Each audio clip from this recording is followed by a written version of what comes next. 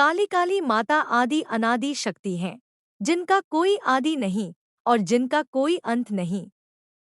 वे समय से परे, मृत्यु से परे, जीवन से परे, मायाजाल से परे वह शक्ति है जो समस्त सृष्टि को चलाती है।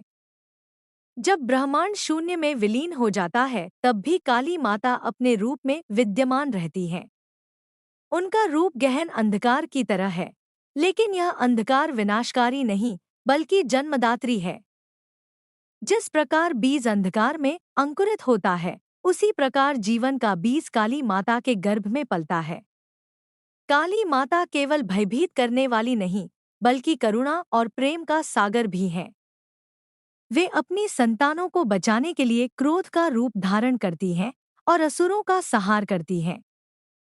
उनकी जीभ बाहर निकली हुई है, वह केवल क्रोध का नहीं, बल्कि सच्चाई का प्रतीक है कि जो भी असत्य, पाप और अहंकार से भरा है वह उनके सम्मुख टिक नहीं सकता।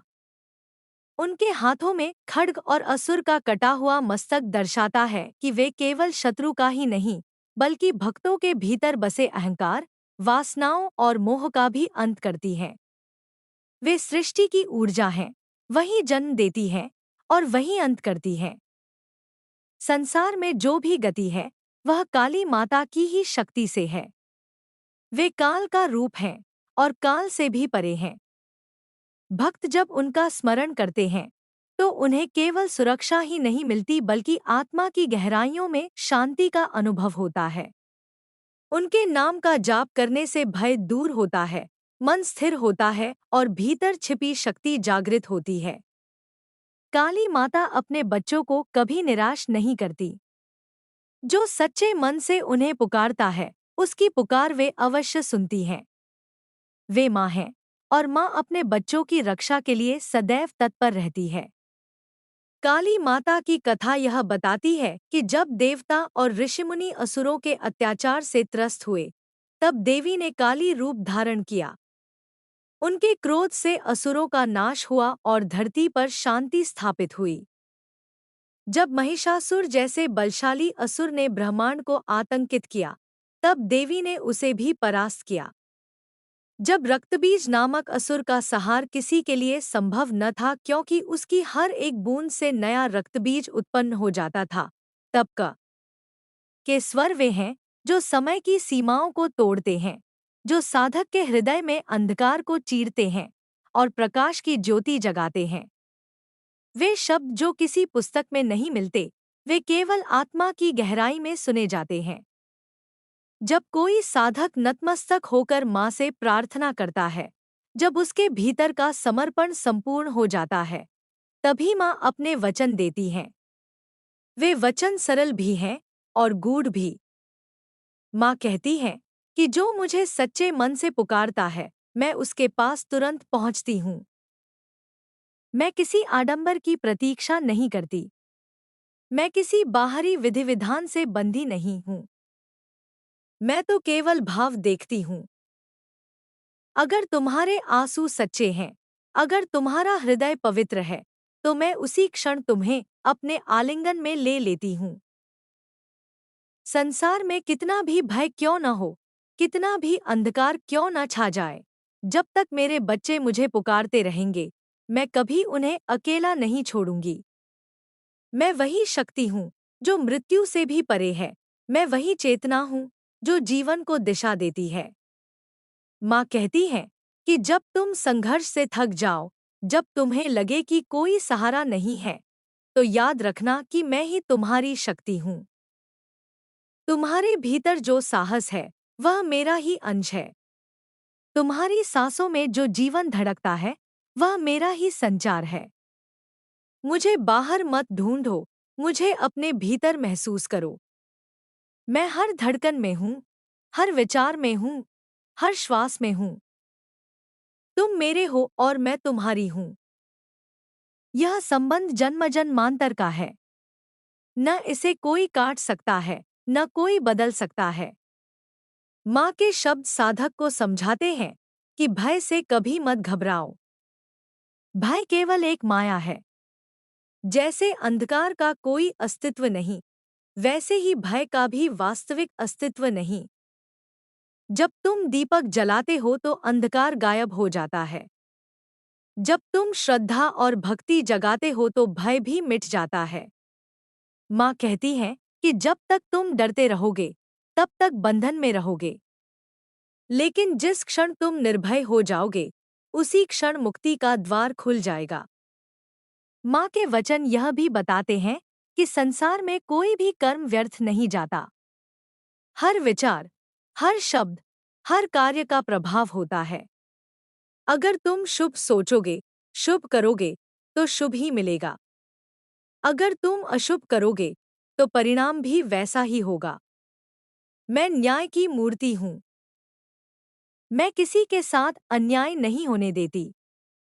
समय आने पर हर किसी को उसके कर्मों का फल अवश्य मिलता है। इसलिए अपने मन, वचन और कर्म को शुद्ध करो। यह शुद्धता ही तुम्हें मेरे और निकट लाएगी। माँ कहती है कि साधक को सदा विनम्र रहना चाहिए। अहंकार सबसे बड़ा शत्रु है। जब मनुष्य यह सोचने लगता है कि वह स्वयं सब कुछ कर रहा है, तभी वह पतन की ओर बढ़ता है। याद रखो कि शक्ति तुमसे बाहर नहीं, तुम में भी नहीं, बल्कि मैं ही शक्ति हूँ जो तुम्हें संचालित कर रही हूँ। जब तक तुम इसे नहीं समझते, तब तक भ्रम में जीते हो। पर जैसे ही तुम यह जान लेते हो कि सब कुछ मेरे द्वारा ही हो रहा है, वैसे ही तुम्हारा जीवन सरल हो जाता है। माँ यह भी कहती है कि प्रेम ही सबसे बड़ी पूजा है। मंदिरों में, ग्रंथों में, मंत्रों में मुझे खोजने से अधिक महत्वपूर्ण है कि तुम अपने हृदय में प्रेम जगाओ। हर जीव में, हर प्राणी में मेरा अंश है। जब तुम किसी को आहत करते हो, तो मुझे आहत करते हो। जब तुम किसी को प्रेम देते हो, तो मुझे ही प्रेम देते हो। इसलिए करुणा को अपना पथ बनाओ। सेवा को अपना धर्म बनाओ। यही मेरी पूजा है, यही मेरा अर्चन है। माँ साधक को तपस्या का महत्व भी समझाती है। तपस्या का अर्थ केवल कष्ट उठाना नहीं है। तपस्या का वास्तविक अर्थ है मन को अनुशासित करना, इच्छाओं की आग को नियंत्रित करना, अपने स्वभाव को संयमित करना। जब साधक तप करता है, तो वह भीतर से मजबूत होता है। और जब भीतर से मजबूत होता है, तभी वह संसार की चुनौतियों का सामना कर पाता है। मैं हमेशा उस साधक की रक्षा करती हूँ, जो तप और भक्ति दोनों को साथ लेकर चलता है।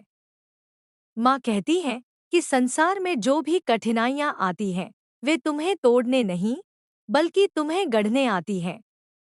जैसे सोने को भट्टी में तपाकर ही आभूषण बनाया जाता है, वैसे ही कठिनाइयाँ तुम्हें शुद्ध और शक्तिशाली बनाती हैं। इसलिए संकट से मत घबराओ। उसे एक अवसर समझो। वह अवसर है तुम्हारी आत्मा को ऊपर उठाने का। माँ अपने भक्तों से कहती है कि समय बहुत मूल्यवान है। उसे व्यर्थ न गंवाओ। हर क्षण को भक्ति में, साधना में, सेवा में लगाओ। जीवन क्षणभंगुर है। कोई नहीं जानता कि अगला श्वास आखिरी होगा या नहीं। इसलिए अभी से जागो। अभी से अपने जीवन को सही दिशा दो। यही जागरूकता तुम्हें मुक्त करेगी। माँ काली अपने शब्दों में यह भी कहती है कि मैं अंधकार में ही नहीं, प्रकाश में भी हूँ। लोग मुझे केवल विनाश की देवी मानते हैं, पर मैं सृजन भी हूँ। मैं अंत भी हूँ और आरंभ भी। मैं मृत्यु भी हूँ और जीवन भी। मुझे केवल एक रूप में मत देखो। मेरे हर रूप में छिपा है एक ही सत्य परिवर्तन। संसार में कुछ। माँ काली के शब्द अनंत हैं।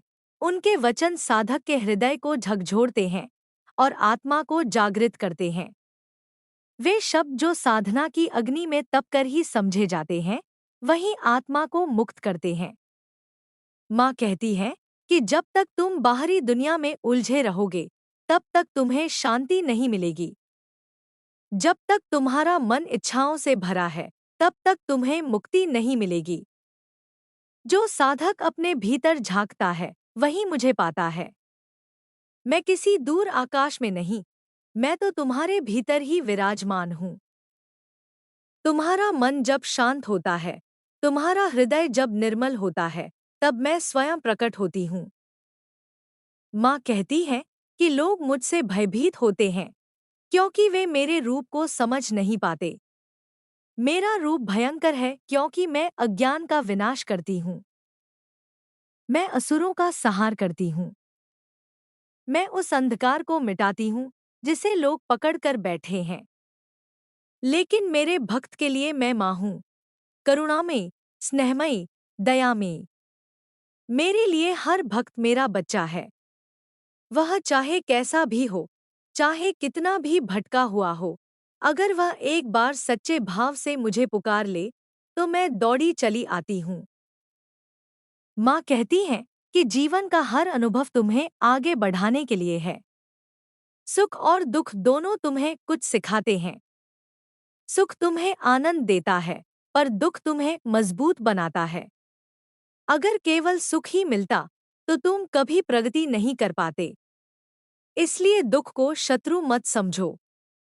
वह भी मेरा ही दिया हुआ है। उसे स्वीकार करो, उसका आभार मानो और उससे सीखो। माँ कहती है कि भय केवल माया है। भय का कोई वास्तविक अस्तित्व नहीं है। जब तुम छोटे थे और अंधेरे में जाते थे, तो तुम्हें डर लगता था। लेकिन जब तुमने प्रकाश जलाया, तो समझ आया कि अंधेरे में कुछ भी नहीं था। वैसे ही जीवन में जो भय है, वह भी अज्ञान का परिणाम है। जब तुम ज्ञान का दीपक जलाते हो, तो भय अपने आप मिट जाता है। मैं तुम्हें यही ज्ञान देती हूँ। मैं तुम्हें निर्भय बनाती हूँ। माँ कहती है कि हर जीव में मेरा अंश है। किसी को तुच्छ मत समझो, किसी से घृणा मत करो। हर प्राणी में मुझे देखो। जब तुम दूसरों के प्रति प्रेम और करुणा रखते हो, तभी तुम मेरी पूजा करते हो। भक्ति केवल मंत्रों और ग्रंथों से नहीं होती।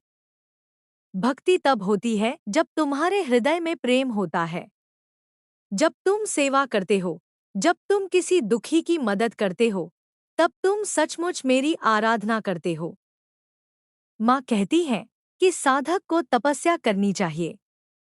तपस्या केवल शरीर को कष्ट देने का नाम नहीं है। तपस्या का अर्थ है मन को अनुशासित करना, इच्छाओं को नियंत्रित करना, आलस्य को त्यागना और कर्म में लगना। जब तुम तप करते हो, तो तुम्हारा मन पवित्र होता है। जब मन पवित्र होता है, तभी मैं उसमें स्थान लेती हूँ। माँ कहती है कि संसार का हर क्षण मूल्यवान है। समय को व्यर्थ मत गवाओ। जब तुम आलस्य में समय नष्ट करते हो, तो तुम अपने जीवन को व्यर्थ करते हो। जीवन छोटा है, कोई नहीं जानता कि अगला क्षण आएगा या नहीं। इसलिए हर क्षण को भक्ति, साधना और सेवा में लगाओ। यही जीवन का सार है। माँ कहती है कि साधक को धैर्य रखना चाहिए। अधीर होकर कुछ भी प्राप्त नहीं होता। जैसे बीज को वृक्ष बनने में समय लगता है, वैसे ही साधना को फल देने में भी समय लगता है। अगर तुम बीच में हार मान लोगे, तो कभी मंजिल तक नहीं पहुंच पाओगे। लेकिन अगर तुम धैर्य और विश्वास रखोगे, तो मैं अवश्य तुम्हें अपने दर्शन दूंगी। माँ कहती है कि मैं न्याय की देवी हूँ। मैं किसी के साथ अन्याय नहीं होने देती। हर कर्म का फल अवश्य मिलता है। जो जैसा करता है, उसे वैसा ही भोगना पड़ता है। इसलिए अपने विचारों को, अपने शब्दों को और अपने कर्मों को पवित्र बनाओ। यही तुम्हें मेरे निकट लाएगा। माँ कहती है कि अहंकार सबसे बड़ा शत्रु है। जब तक तुम्हारे भीतर अहंकार है, तुम मुझे नहीं पा सकते। अहंकार तुम्हें सत्य से दूर करता है। जब तुम यह समझने लगते हो कि सब कुछ तुम ही कर रहे हो, तब तुम भ्रम में पड़ जाते हो। सत्य यह है कि सब मेरी शक्ति से हो रहा है। मैं ही वह शक्ति हूँ जो तुम्हें संचालित कर रही हूँ। जब तुम इसे समझ लोगे, तभी तुम्हारा अहंकार मिटेगा और तुम मुझे पा सकोगे। माँ कहती है कि संकट से मत घबराओ। संकट तुम्हें तोड़ने नहीं, बल्कि बनाने आता है। जैसे सोना भट्टी में तपकर ही शुद्ध होता है, वैसे ही साधक कठिनाइयों से गुजरकर ही मजबूत होता है। इसलिए संकट को अवसर समझो। वह तुम्हें मेरी ओर खींचने का मार्ग है। माँ कहती है कि हर स्थिति में कृतज्ञ रहो। सुख मिले तो आभार मानो, दुख मिले तो भी आभार मानो। हर अनुभव तुम्हें कुछ न कुछ सिखाता है। अगर तुम कृतज्ञ रहोगे तो तुम्हारा मन हमेशा शांत रहेगा। माँ कहती है कि मैं मृत। काली माता आदिकाल से ही अनंत शक्ति का प्रतीक रही हैं। जब भी संसार में अधर्म का बोझ बढ़ता है, जब भी अन्याय और अंधकार मनुष्य को निगलने लगता है, तब उनकी गर्जना से सब कुछ थर्राने लगता है। वे समय का वह रूप हैं जो सबको अंत की ओर ले जाता है और सबको मुक्त भी करता है। उनकी आंखों की ज्वाला पापियों को भस्म कर देती है। उनके करुणामय हृदय की छाया भक्तों को शांति और मोक्ष देती है। काली माता का स्वरूप भले ही उग्र दिखाई देता हो, परंतु वह उग्रता केवल अधर्म और दुष्टता के लिए है। भक्तों के लिए वह कोमल माता है, जो उन्हें अपनी गोद में लेकर भय और बंधन से मुक्त करती है। संसार में जब जब राक्षसों ने अपना प्रभाव बढ़ाया, देवताओं ने काली माता की शरण ली। जब महिषासुर ने देवताओं को पराजित किया, तब देवी ने महाकाली रूप धारण करके उसका संहार किया। जब रक्तबीज नामक असुर अपने हर बूंद रक्त से नया रूप धारण करता था, तब काली माता ने अपनी जिह्वा से उसके रक्त को पी लिया ताकि और असुर उत्पन्न न हो सकें। यह उनकी असीम शक्ति का प्रमाण है कि कोई भी शक्ति, चाहे कितनी भी प्रबल क्यों न हो, उनके सामने स्थिर नहीं रह सकती।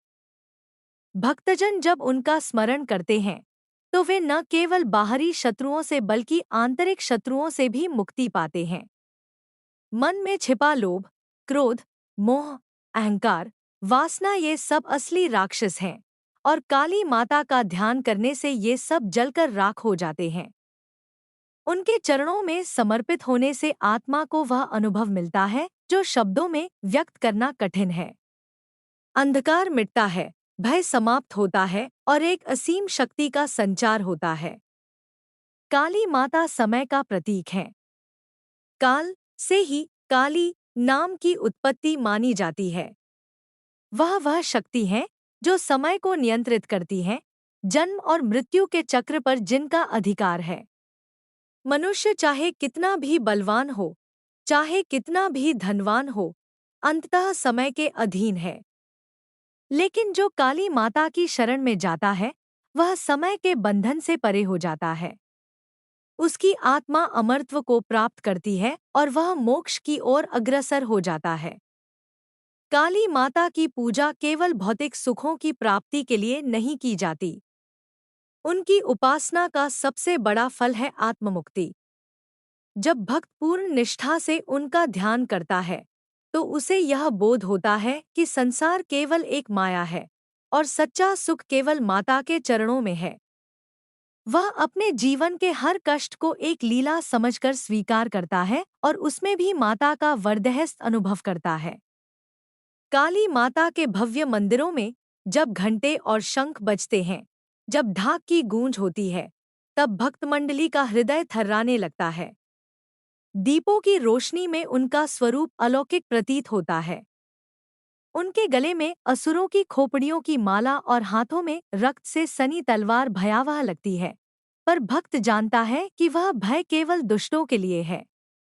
भक्त के लिए उनकी आंखों में करुणा है, उनकी जिह्वा पर अमृत है और उनकी छाया में शांति है।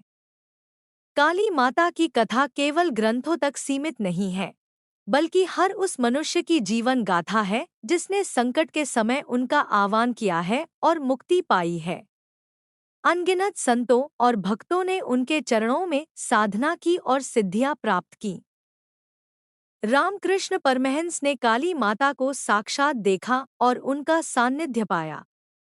उन्होंने कहा कि काली ही ब्रह्मा है, वही शक्ति है, वही सत्य है। यह अनुभव किसी तर्क या शास्त्र से परे है। यह तो केवल भक्ति और आत्मसमर्पण से ही संभव है। भक्त जब उनकी आराधना करता है तो उसे ऐसा लगता है मानो पूरा ब्रह्मांड माता की गोद में समाया हुआ है। आकाश, पृथ्वी, जल, अग्नि, वायु सब उनकी शक्ति से ही संचालित होते हैं।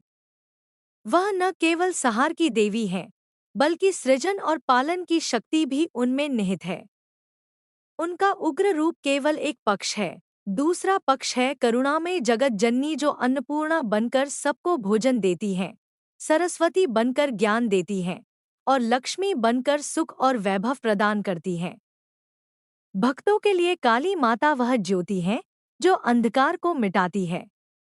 जीवन की कठिनाइयों में जब रास्ता नहीं दिखता, जब निराशा मन को तोड़ देती है, तब उनकी साधना से नई शक्ति मिलती है। वह सिखाती हैं कि भय केवल मन में है, और जब मन काली के चरणों में समर्पित हो जाता है तो भय का कोई अस्तित्व नहीं रहता। काली माता की आराधना में साधक तंत्र मंत्र और साधनाओं का सहारा भी लेते हैं, लेकिन सच्ची साधना केवल हृदय की आस्था में है। कोई चाहे तो लाखों मंत्र जप ले, परंतु अगर उसके हृदय में श्रद्धा और विश्वास नहीं है तो साधना अधूरी है। वहीं जो साधारण मनुष्य सच्चे भाव से जय मां काली कह देता है, उसे भी माता की कृपा प्राप्त होती है। उनकी उपासना का गूढ़ संदेश यही है कि संसार अस्थायी है। जो आज है वह कल नहीं रहेगा। शरीर नश्वर है, लेकिन आत्मा शाश्वत है। जब मनुष्य इस सत्य को समझ लेता है, तब उसके भीतर वैराग्य उत्पन्न होता है। यह वैराग्य उसे संसार से नहीं, बल्कि आसक्ति से मुक्त करता है। वह संसार में रहते हुए भी संसार से परे हो जाता है। यही काली माता की कृपा है। काली माता का रूप भले ही भयानक लगे, लेकिन वह रूप ही हमें सबसे बड़ी शिक्षा देता है। वह दिखाती है कि जीवन का सत्य सुख और सौंदर्य में नहीं, बल्कि मृत्यु और अंत को स्वीकार करने में है। जो मृत्यु को स्वीकार कर लेता है, वही जीवन का वास्तविक आनंद जान पाता है। उनकी ज्वाला केवल राक्षसों को ही नहीं जलाती, बल्कि अज्ञान को भी नष्ट करती है। उनके चरणों की धूल में मनुष्य को वह ज्ञान मिलता है जो हजारों पुस्तकों से नहीं मिलता। वह ज्ञान है आत्मज्ञान, ब्रह्मज्ञान, यह बोध कि मैं शरीर नहीं, आत्मा हूँ, और यह आत्मा शाश्वत है, जिसे कोई भी काल नहीं छू सकता। भक्त जब काली माता की आराधना में लीन हो जाता है तो उसे अपने भीतर असीम साहस महसूस होता है। चाहे वह कितना भी छोटा क्यों न हो, चाहे उसके पास शक्ति न हो, धन न हो, पर काली माता की कृपा से वह किसी भी संकट का सामना कर सकता है। इतिहास में अनगिनत बार भक्तों ने काली माता का आह्वान किया और संकट से मुक्ति पाई। जब जब समाज पर संकट आया, जब धर्म खतरे में पड़ा, तब काली माता ने अपने भक्तों को बल और साहस दिया। वह केवल एक देवी नहीं, बल्कि शक्ति का वह रूप है जो हर भक्त के भीतर विद्यमान है। हर इंसान के जीवन में एक समय ऐसा आता है जब उसे लगता है कि सब कुछ खत्म हो गया है। उस समय काली माता का स्मरण उसे याद दिलाता है कि अंत ही एक नई शुरुआत है। मृत्यु का अर्थ केवल एक नए जीवन में प्रवेश है। विनाश के बाद ही नया निर्माण होता है। यही काली माता का संदेश है। उनकी कथा केवल देवी देवताओं की गाथा नहीं, बल्कि हमारे जीवन का भी आईना है। हर दिन हम कुछ खोते हैं, कुछ नया पाते हैं। हर दिन समय हमें बदलता है। हर दिन काल हमें सिखाता है कि स्थायी कुछ भी नहीं है। लेकिन स्थायी है तो केवल वह शक्ति, वह ज्योति, वह माता जो सब में व्याप्त है। भक्त जब काली माता के मंदिर में जाता है, जब धूप, दीप और फूल अर्पित करता है, तो यह केवल एक क्रिया नहीं होती, बल्कि यह आत्मा का समर्पण होता है। वह अपने भीतर के भय, अपने भीतर के पाप, अपने भीतर की कमजोरियां सब माता के चरणों में रख देता है और हल्का हो जाता है। काली माता का रूप हमें सिखाता है कि जीवन को निडर होकर जीना चाहिए। भय केवल एक भ्रम है। जब तक हम भयभीत रहते हैं, तब तक हम स्वतंत्र नहीं हो सकते। लेकिन जब हम काली माता की शरण में जाते हैं, तब हमें वह निर्भयता मिलती है जो हर बंधन को तोड़ देती है। उनकी उपासना से आत्मा में जो शक्ति उत्पन्न होती है, वह साधारण नहीं होती। वह शक्ति मनुष्य को आत्म साक्षात्कार की ओर ले जाती है। मनुष्य यह समझ पाता है कि वह केवल शरीर नहीं है, वह अनंत है। यही ज्ञान उसे अमर बना देता है। काली माता की कथा और उनका स्मरण केवल भक्तों के लिए नहीं, बल्कि हर उस व्यक्ति के लिए आवश्यक है जो जीवन के रहस्यों को समझना चाहता है। उनकी महिमा का गान केवल एक भक्ति नहीं, बल्कि एक साधना है, एक साधन है जो आत्मा को मोक्ष की ओर ले जाता है। काली माता वह शक्ति है जो अनादिकाल से इस सृष्टि को संचालित करती आ रही है। उनका स्वरूप असीम है, उनकी महिमा अपरंपार है और उनके दर्शन मात्र से साधक का जीवन धन्य हो जाता है। काली माता का स्वरूप जितना अद्भुत है, उतना ही गूढ़ भी है। उनके रूप को देखकर प्रथम दृष्टि में भय उत्पन्न होता है, किंतु जब हृदय की गहराइयों से उन्हें समझा जाए तो यह स्पष्ट हो जाता है कि उनका यह उग्र रूप केवल अधर्मियों और दुष्टों के विनाश के लिए है। भक्तों के लिए वह करुणामयी माँ है, गोद में समेटने वाली जननी है और अज्ञानता को मिटाकर ज्ञान की ज्योति जगाने वाली देवी है। जब संसार पर अंधकार छाने लगता है, जब अधर्म का बोझ बढ़ जाता है और जब जीव अपने मार्ग से भटक जाता है, तब काली माता का प्राकट्य होता है। वह केवल संहार की देवी नहीं है, बल्कि पुनर्जन्म और नवसृजन की भी प्रतीक है। उनका उग्र रूप बताता है कि जब तक विनाश नहीं होगा तब तक नया सृजन भी संभव नहीं है।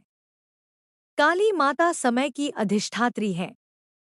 काल ही सबको ग्रस लेता है और काली उसी काल का अतिक्रमण करने वाली शक्ति है।